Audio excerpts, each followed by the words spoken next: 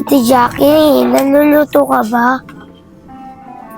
Oo, Dagol, nagluluto ako. Alam ba yung niluluto ko? Paborito mo to, sinigang na tuyo. Wow, ate, sarap naman yan. Sandukan mo agad ako ha.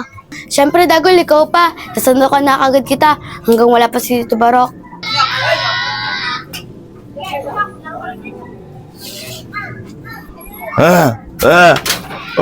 Ano naman yan niluluto mo pagkain na yan? Tito Barok, nandyan na po pala kayo. Nakapagluto na pala ako.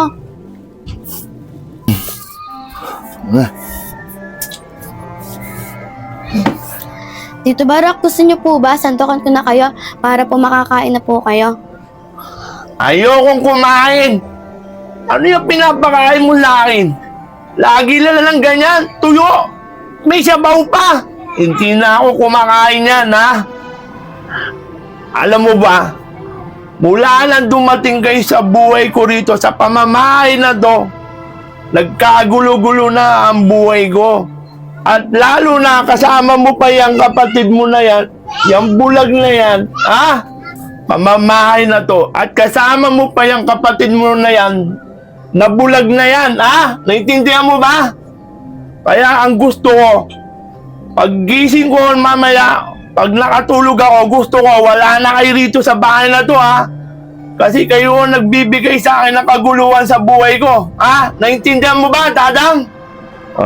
Matutulog na ako, ha? O, bata ka dyan, umalis ka dyan! Umalis ka dyan, matutulog na ako! Ate, ano ba nangyayari? Ate, alis na ba tayo sa bahay ni Tito Barok? Oo, Dagol, alis na sa pamamahay ni Tito Barok. Dahil, pag nagalit yun, baka mapalo lang tayo.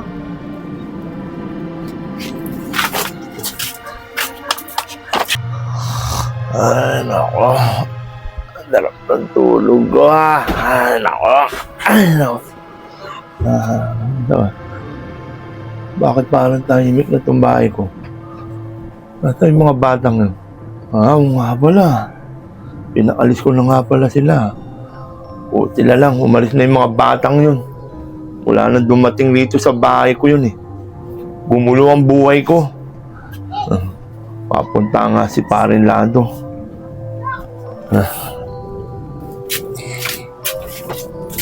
Ate Jackie, nagugutom na ako. Oo nga pala, Dagol.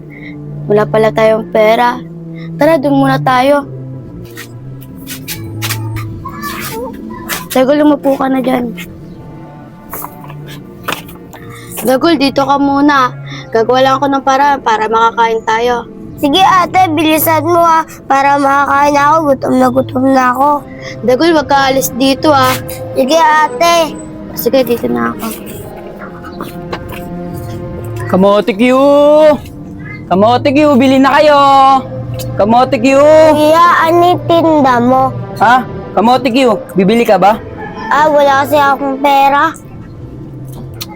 Bakit? Ba't wala kang pera? Gugutom ka na ba? Opo kuya, kasi pinalayas na kami ng tito ko. Sige. Oh, bibigyan na lang kita. Stol, gutom na gutom ka na naman eh. Oh, Thank you po. sige alis na ako baka busog ka. Kamote Q! Dagol, okay ka lang ba dyan? Okay lang ate Jackie. Badat, tagal mo. Dagol, pasyensya ka na. Wala talaga nagbibigay ng pagkain. Tignan mo, tubig lang iniinom ko para mabusog na ako. Auntie Jackie, kawawa ka naman. Buti pa ako nakakain na. Binigyan ako ng bata kamote Q. Okay na yun, Dagol. Busog ka na. Ako naman, kaya ako naman magtiis eh.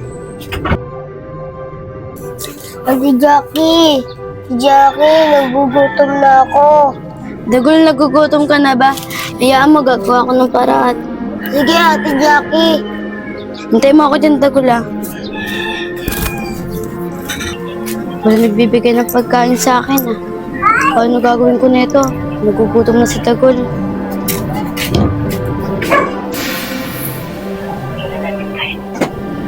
Tama-tama, may biskwit ako, mabubusog tong mga anak ko sa biskwit na dinala ko, sila Kwekwe, saka si Rebreb.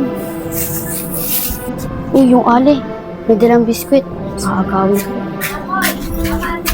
Uy, bata! Ibalik mo yung biskwit ko!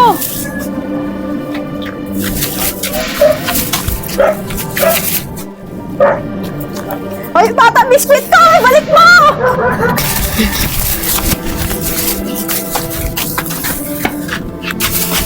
O Dagol, kainin na natin to. Alam kong gutom na gutom ka na.